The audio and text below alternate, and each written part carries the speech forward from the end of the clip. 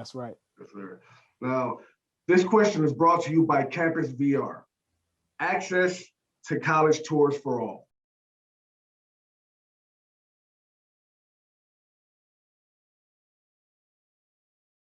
How do you feel about the minority hiring process in the NFL?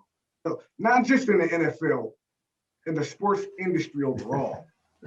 Yeah, I gotta, let me take a woosah. Okay. I'll get heated on that one. Yeah, definitely. Yeah, it's unfortunate that I'm gonna start with the NFL first and then go back. I'm gonna go to college. Mhm. But the NFL is just, it's made up of 65, almost 7% Black, right? And nobody can really tell an owner what to do and who to hire. You really can't. You can't tell somebody who to hire from any place of work that he owns. But what you would think that you would do, and what I love the Steelers, and what I love about them is that they've always hired the best guy for the job. Right. Like they had Chuck Noll. Nobody knew who Chuck Noll was.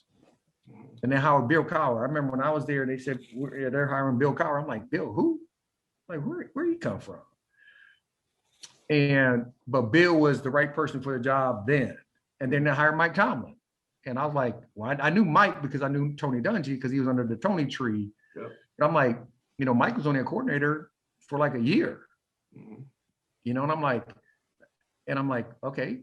But when you hear Mike talk, you know why they hired him. Oh, yeah. I think a lot of times they try to check the boxes Mhm. to make themselves comfortable, even though those individuals can't lead men. You have to be able to lead 53 men and you try to make them to do uncommon deeds together. It's hard to do, especially when guys are making $25 million. That's right. You got to keep it real with them. They smell phony. Mhm. Now, players smell phony. Yep. And then coaches, and the bad thing about it is that I was blessed with some really good coaches in my life. Mhm. But if Joe Blow gets drafted by whatever team and his coach is a rookie coach, what is he going to teach him? That's right. He's still learning. Mhm. So I was blessed to have a guy already there, Tony Dungy, and then have a guy like Rod Russ come in. John Fox was there, but John Fox was a green young coach, still learning how he wanted to coach. Gotcha. He didn't even know how to really coach us yet. Mhm. So, we kind of did our own little thing. But luckily for us, we had we had coach already there. So we had the Mel Blunts, the Rocky the Blyers, we had Mean Joe Green, we had all those guys there with Chuck Noll. But I would hope that owners, general managers would just open their eyes to the big picture. And the big picture is not always what looks like you.